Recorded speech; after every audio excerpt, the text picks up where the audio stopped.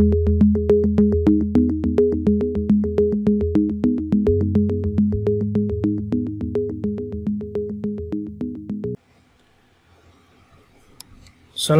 warahmatullahi wabarakatuh. Baik teman-teman, hari ini saya akan menjelaskan untuk pertemuan pertama. Sebenarnya kita bertemu di virtual Zoom karena ada kegiatan yang bersamaan pada hari ini dan satu minggu ini. Jadi saya tidak bisa untuk melakukan virtual meeting ya. Nah, nanti untuk untuk teknis perkuliahan akan saya jelaskan di pertemuan pada video ini. Baik, untuk semester ini nanti saya akan membawakan mata kuliah teknologi, media, dan komunikasi. Perkenalkan dulu, nama saya Heri Setiawan ya. Mungkin sebagian sudah ada yang pernah sudah pernah ada yang ikut mata kuliah saya. Nah, ini tentang nama saya Heri Setiawan. Kemudian ini ada nomor WA saya ya, ini sudah ada di add di grup juga. Kemudian saya juga punya website www.blesskaisoft.net. Ini biasanya website saya gunakan untuk memberikan informasi nilai. Biasanya nilai itu sebelum saya inputkan ke dalam SIMAK, biasanya sebelum hari terakhir ya untuk input itu saya berikan dulu kesempatan untuk diberikan informasi di web saya.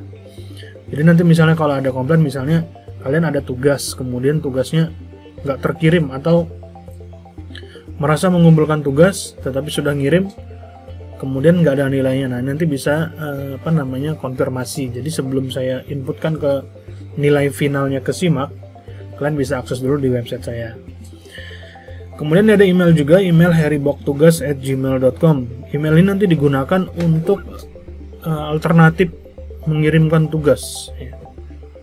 Nah, alternatif, kenapa ada alternatif? Karena kemarin beberapa minggu yang lalu itu saya melakukan perkuliahan itu kadang ada kendala di aplikasi SIMAK kita. Jadi nanti misalnya ada kendala di pengiriman atau misalnya tugasnya nggak terkirim, nanti kita pakai email ya. Nah, ini untuk perkenalan saja. Berikutnya untuk di awal ini saya akan menjelaskan dulu untuk kontrak perkuliahan ya. Baik, saya akan menjelaskan kontrak perkuliahan di awal perkuliahan. Itu biasanya saya ada kontrak perkuliahan dulu. Baik, pertama untuk perkuliahan ini nanti full daring, sesuai dengan arahan dari Rektorat. Jadi nanti materi-materi selanjutnya saya akan mengupload video ya. Jadi ada video-video perkuliahan atau materi yang akan saya rekam, kemudian saya upload ke YouTube. Nah, nanti untuk menghemat kuota, nanti saya sarankan teman-teman semua untuk install YouTube Go. Jadi kalau di YouTube Go itu dia beda dengan YouTube biasa ya. Kalau YouTube biasa itu kan full resolusi, jadi makan kuotanya itu lebih banyak. Kalau YouTube Go itu lebih ringan karena resolusinya bisa dikecilkan sama aplikasinya. Nah, nanti saya harap teman-teman untuk menginstal aplikasi itu untuk YouTube Go supaya bisa menonton atau mendownload videonya. Kemudian untuk perkuliahan ini, kalau sesuai dengan panduan kuliah daring itu nanti ada 5 kali pertemuan virtual meeting di 16 kali pertemuan itu. Nah, jadi nanti untuk memaksimalkan pertemuannya, nanti untuk yang 5 kali itu kita buat pertemuan untuk diskusi sekitar materi yang saya berikan. Jadi nanti dari materi-materi yang saya berikan, misalnya teman-teman ada pertanyaan atau misalnya ada yang kurang paham atau ya masih ingin yang ditanyakan lagi lah dari yang lebih mendalam dari materi yang saya berikan, itu kita maksimalkan di kuliah daringnya ya. Jadi yang virtual meeting. Nanti untuk virtual meeting kita akan saya sampaikan di grup. Nanti mungkin kita bisa pakai Google Meet atau pakai Zoom meeting ya. Nah, ini kemudian komposisi persentase nilai. Oh, sebelum itu saya mau ingatkan lagi, karena perkuliahan kita ini untuk semester ini full daring, jadi saya harapkan teman-teman yang di daerah itu untuk bisa menyesuaikan ya, menyesuaikan apa maksudnya, menyesuaikan kondisi internetnya.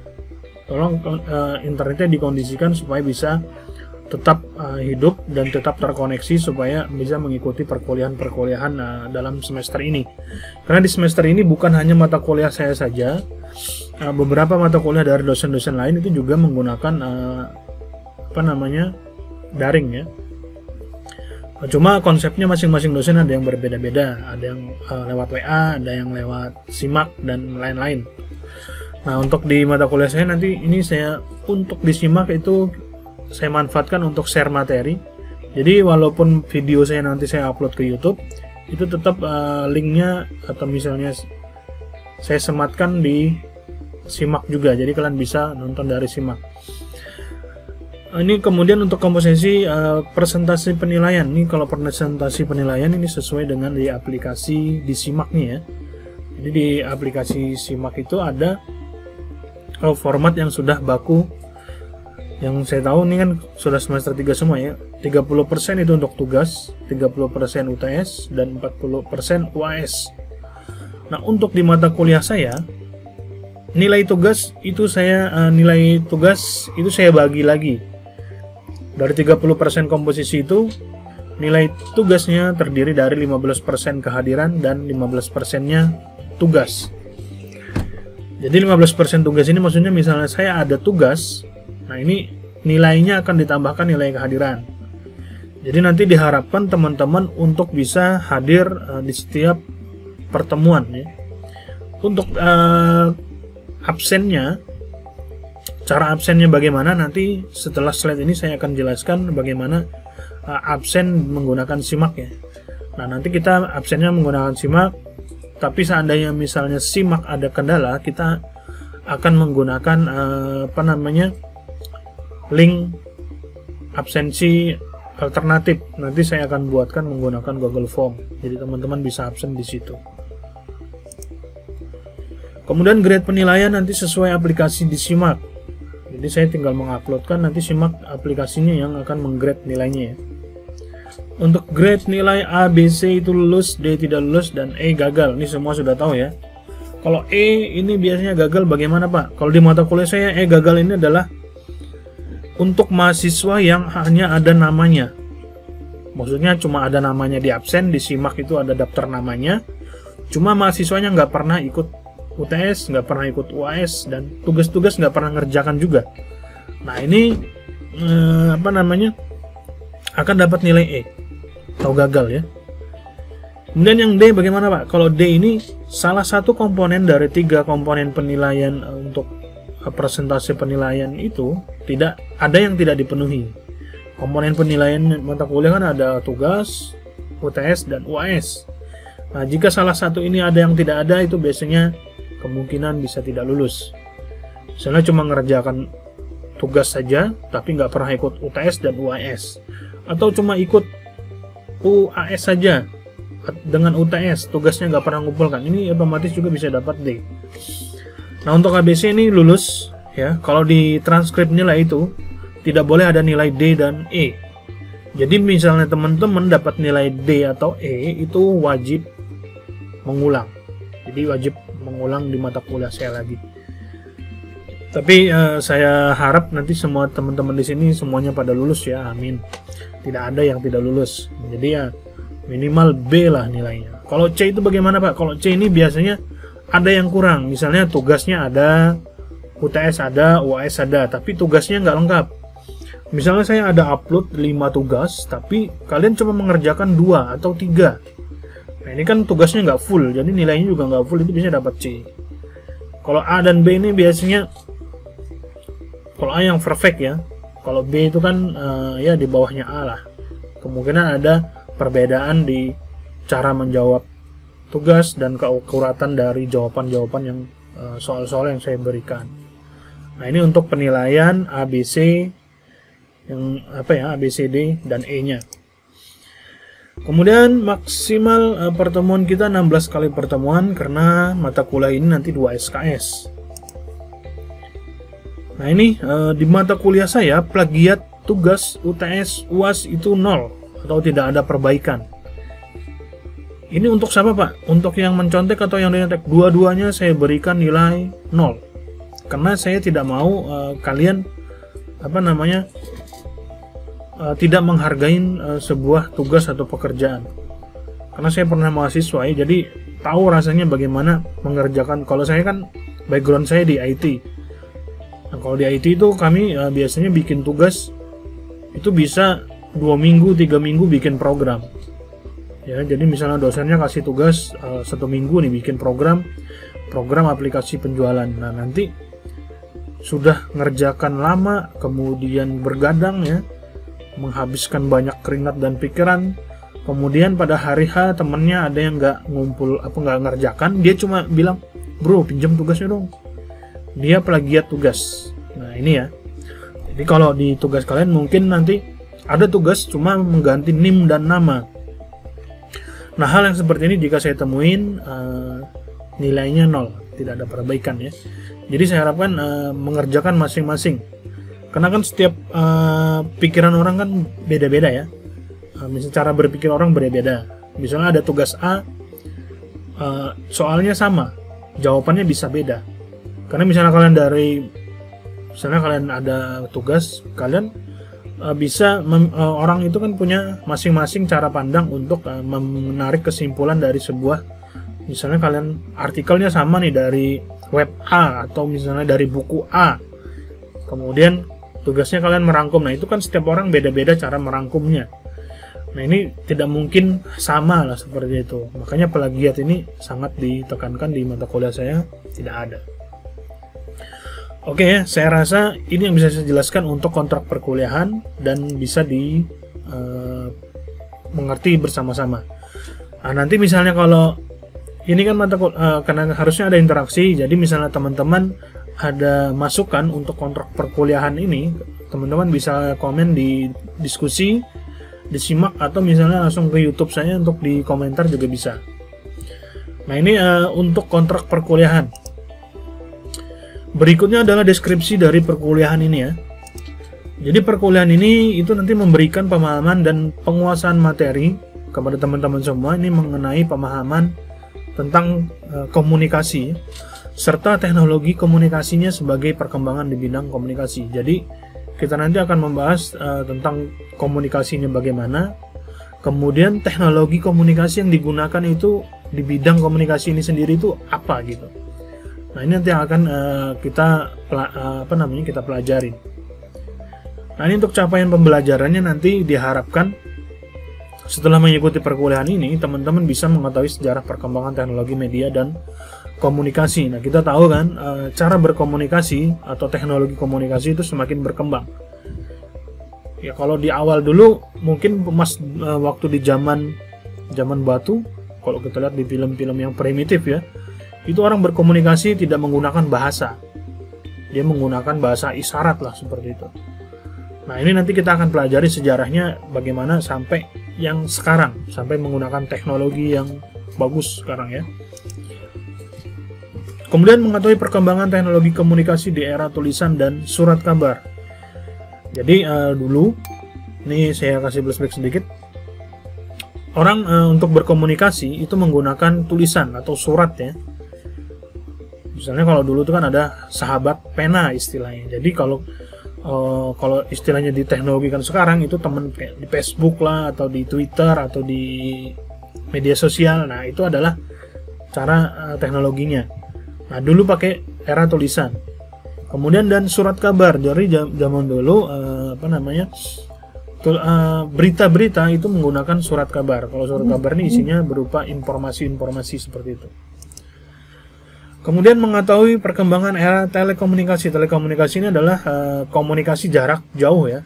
Jadi dia ada jarak, misalnya ada orang si A dan si B ini tetap bisa berkomunikasi walaupun jaraknya atau di lokasi berbeda. Nanti kita akan mempelajari tentang perkembangan ini.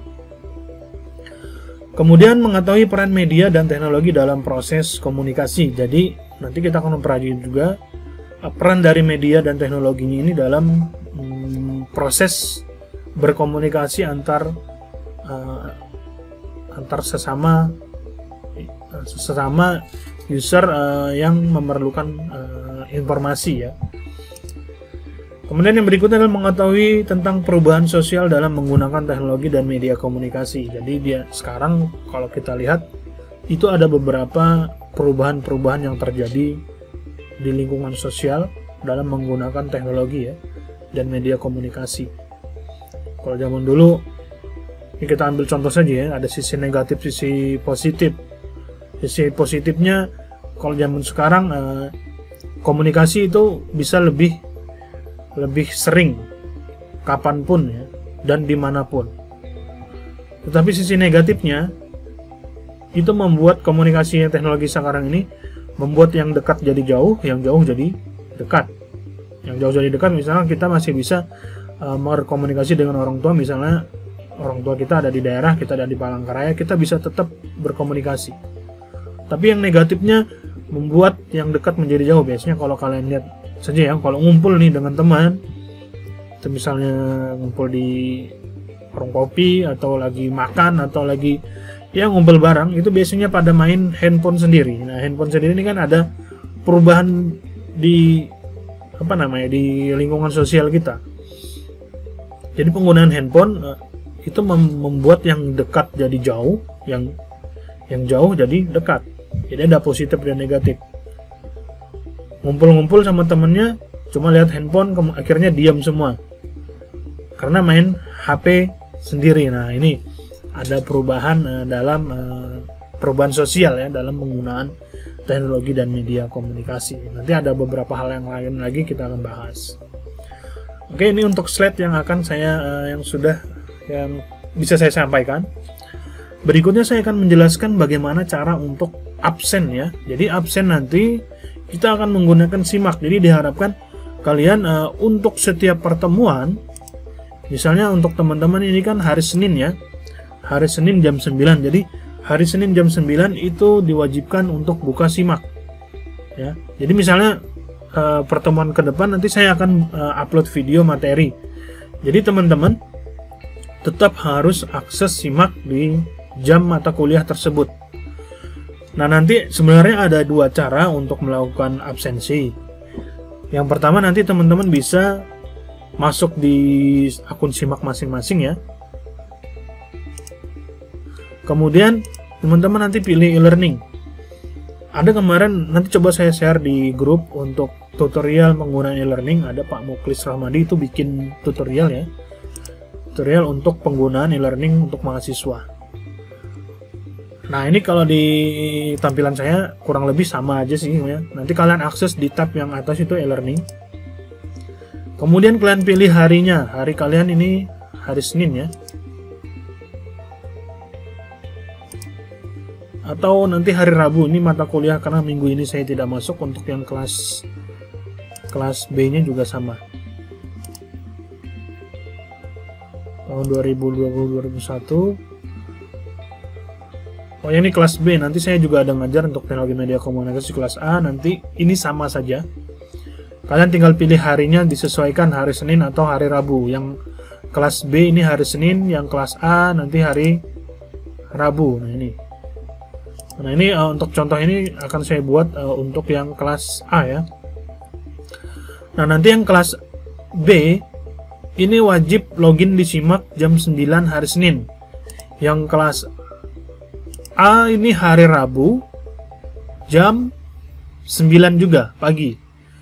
Jadi teman-teman wajib login di simak untuk melakukan absen pada jam perkuliahan dan di mata kuliah berlangsung. Nanti sesuaikan pertemuannya. Pertemuan kita ini untuk pertemuan pertama, jadi nanti teman-teman tinggal klik saja ini mata kuliahnya. Nah, kemudian masuk di agenda. Nah, di sini nanti ada sampai 16 kali pertemuan. Teman-teman bisa login dan memilih sesuai dengan pertemuan. Tapi saya sarankan nanti disesuaikan, misalnya tanggal ini tanggal 14 ya. Di tanggal 14 teman-teman akses perkuliahan di pertemuan 1. Nanti kalau misalnya di pertemuan berikutnya saya ada upload lagi materi, teman-teman tinggal diklik di pertemuan kedua. Nah, seperti ini, disesuaikan. Nah, ini untuk absen yang pertama bisa dilakukan dengan cara klik di menu ini, ada tombol absen ya.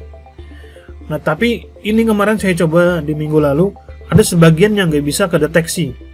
Jadi nanti kemungkinan ada cara lagi selain mengklik absen ini kalau teman-teman klik absen, ini nanti otomatis akan kedetek di sistem di tempat saya. Teman-teman sudah akses simaknya jam berapa, kemudian bisa saya absen. Nah, nanti saran saya untuk mengakses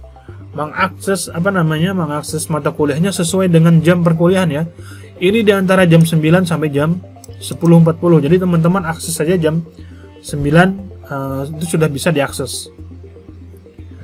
Nah, cara kedua adalah dengan mengikuti di sini ya.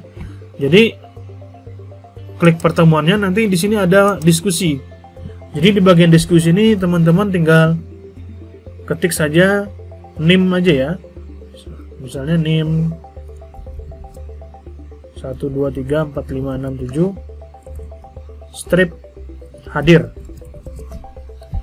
Nah, ini teman-teman klik kirim saja. Nah, di sini nanti otomatis saya bisa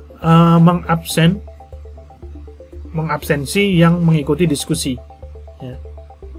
Nah, ini karena belum ya, jadi tidak bisa. Bentar, diskusi. Nah, di sini nanti saya bisa membuat dianggap hadir. Jadi teman-teman yang ikut diskusi dianggap hadir. Nah, nanti silakan lakukan dua cara itu, kalian bisa. Tapi saya sarankan dua cara ini dilakukan ya. Yang pertama tadi klik absen. Kemudian habis itu kalian isi lagi di diskusinya dengan format NIM kemudian hadir. Supaya kedetek, karena minggu kemarin saya coba di beberapa kelas itu di sistem simaknya ada yang mendetek, ada yang enggak.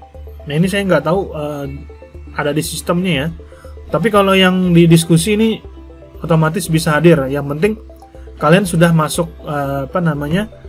mengirimkan topik diskusinya, itu nanti bisa kedeteksi. Nah, ini untuk penggunaan simak. Jadi saya tekankan lagi, teman-teman yang di luar daerah yang susah sinyal, saya minta kerjasamanya setiap jam perkuliahan, misalnya hari Senin dan Rabu jam 9, itu teman-teman segera cari tempat yang ada sinyalnya. Nah, ada sinyalnya untuk melakukan absensi. Nanti absensi yang valid, saya anggap valid adalah absensi yang ada di rank jam 9 sampai jam 10.40. Di luar jam itu saya anggap tidak hadir. Nah, jadi saya mohon kerjasamanya supaya kehadiran itu terdetek di aplikasi di sini. Itu saya harapkan teman-teman tepat waktu. Jadi absennya pada saat jam perkuliahannya. Jangan absennya jam di luar jam itu. Karena kalau di luar jam itu nanti saya anggap tidak hadir. Jadi saya mohon kerjasamanya. Tapi misalnya ada kendala jaringan, nah itu teman-teman bisa screenshot. Misalnya lagi tidak ada jaringan di daerah, atau misalnya BTS-nya mati karena lampunya atau listriknya mati. Nah, ini teman-teman bisa screenshot saja layar handphonenya yang nggak ada sinyal itu. Kemudian pada saat ada sinyal silakan dikirimkan ke saya. Saya kan bisa ngelihat tuh di atas handphone tuh ada tanggal sama jam. Nah, teman-teman bisa lakukan seperti itu supaya saya bisa memberikan absen manual nanti dari akun saya. Nah, itu yang saya bisa jelaskan untuk penggunaan simak. Nah, ini saja mungkin yang bisa saya sampaikan untuk video ini. Jadi nanti teman-teman bisa coba dulu akses di simaknya, lihat menu-menu fiturnya apa saja.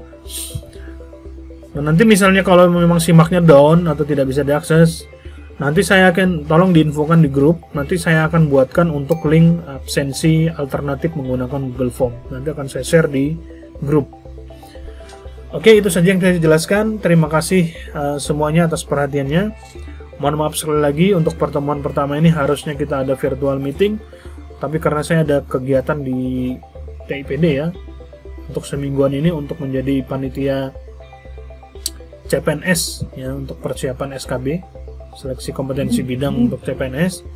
Jadi saya tidak bisa masuk untuk minggu ini. Nah, jadi nanti untuk untuk materi-materi akan saya upload di SIMAK. Kemudian informasi-informasi lanjutnya saya juga akan share tetap kontak di grup WA. Oke, terima kasih atas perhatiannya. Assalamualaikum warahmatullahi wabarakatuh dan selamat beraktivitas semuanya.